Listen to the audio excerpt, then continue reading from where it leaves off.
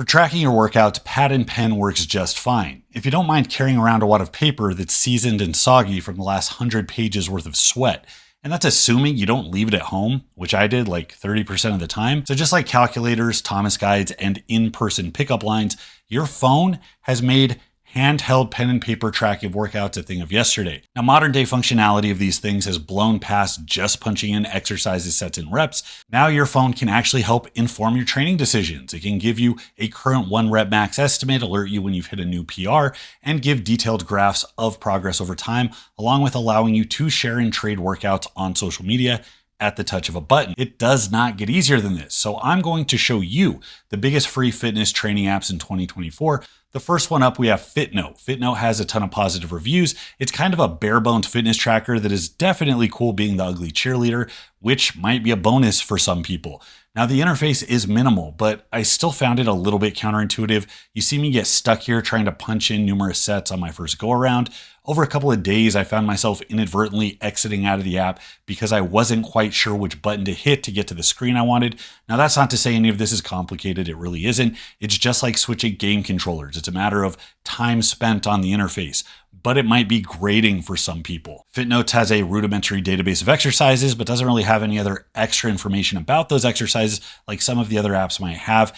There's a 1 rep max calculator and plate math calculator, along with a calendar, which is actually a little bit more handy than I would have anticipated. And I see why people really are loyal to this app. These dots that are colored show the muscle groups, and you can filter previous workouts by said muscle groups to quickly find old workouts and compare performances. And there are also analytics that show line graphs of things like max weight, volume over the previous logged workouts, which is actually a really nice incentive to do your workouts and log them. If you know your workouts and just want a place to log them without any bells and whistles, this might be what you need. But speaking of bells and whistles, let's move on to the Strong app. So with Strong, we have a more streamlined app that looks nicer, which is cool and all, but the user experience is definitely more intuitive than FitNotes. I never had any trouble getting stuck in all the time I spent playing around with it. There are 254 preset exercises, but now they have information on how to perform them as well as an animated video. I can see this being very helpful for first-year lifters who aren't quite sure about each movement. Building workouts is really straightforward. You just click on the exercise, then either add sets or add different exercises, and you can save and use those routines for later. And you can write and pin notes for each workout or each exercise, which is really handy. There's a couple of simple templates to get you started, but I definitely wouldn't call those a selling feature of the app. Now, the history page gives a summary of how long the sessions were, tonnage move, number of PRs, what your best set was. I've been doing this so long that it's easy for me to take for granted things like this, but like the PR counter or the best set metric that alerts you automatically like, hey, this set is better than anything you've done before. That is really cool. And for little bonus stuff like that, it can, for new lifters, be just as important as more of the advanced features like the analytics. Now, with Strong, these analytics are behind a paywall. It's a few dollars per month or a single fee for lifetime access. And I can see why some settle for the clunkiness of FitNotes if seeing those graphs for free is important. But the streamlined interface makes it worthwhile, in my opinion. Now, that takes us to the next step up, which is Hevy. And I think Hevy takes the lead over Strong for a couple of reasons.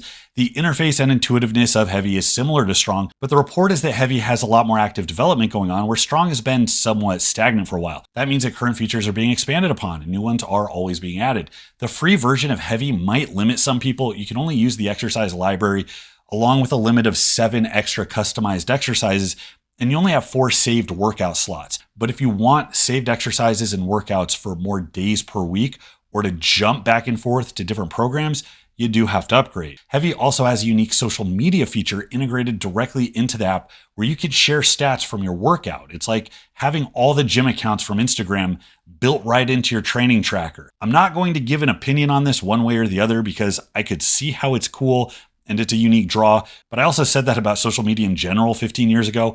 So this could be a really great and helpful community and a way to pass information around and help out new lifters, or it could be kind of a shit show. And it begs the question of why you need more IG-like platforms to post workout pics on, but it's there. Now, this brings us to number 1 on this list. Those who follow this channel know that Boostcamp has been a longtime sponsor and are probably sick of hearing me talk about it. I have no problem telling you I'm affiliated with them because the features they put out speak for themselves. Firstly, Boostcamp essentially has the key functionality of all the other apps I mentioned already, but the big thing that puts Boostcamp decidedly in number 1 is that it features what the other apps simply don't have, a library of programs from some of the most recognizable figures in the field. You have programs from Johnny Candido, Lane Norton, Jeffrey Verity Schofield, Bald Omni-Man, Greg Nuckols, Cody Lefevre, and myself.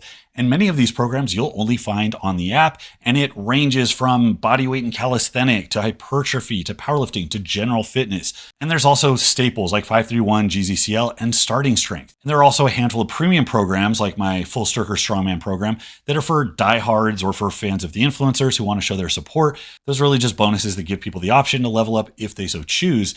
Now, all of these programs include specific notes from the creators of the program about the rationale behind it and instructions for how to go about running it to get the most out of it. So even if you don't have a need for that, you have your own thing, you just want to log your workouts, there is an educational benefit to being able to go through and see the breakdown of how all of these different coaches put together different routines for different goals. It's just a cool reference. It can help inform your own training decisions, and it really is what sets Boostcamp apart. Now, onboarding for any of these is super quick. You log in, click on the program, put in your maxes, and the program auto-populates. You don't have to keep adding in your numbers as you go. Anything that's percentage-based will fill up automatically. And you can also modify exercises, so you can move things around from within. Now, the interface of Boostcamp is brand new, and it's super crispy, which would be enough of a selling point by itself, but it also has a unique functionality for creating, naming, and sharing not routines, not weeks of training, but entire programs.